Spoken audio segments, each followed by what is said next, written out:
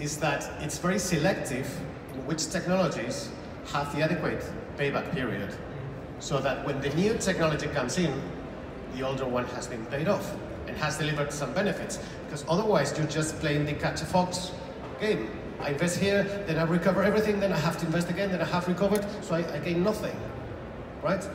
So this is why maybe it's cautious from that point. But you're adding a valid point, you know, because in order to be digitalized, it's actually only the element to make yourself relevant, to stay relevant, not really to gain all these benefits. No. You're just relevant.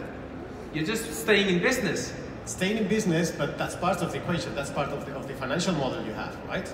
I mean, when you do your financial model, I mean, most people in the industry are not blown by the contrary to artificial intelligence, which is natural stupidity. I mean, they know how business case is done, and they know how things have to be paid off, right?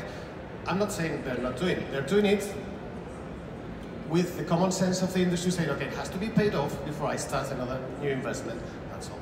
And then linking to your question, most of our customers are requiring us to have payback periods of 1 year or less. Okay?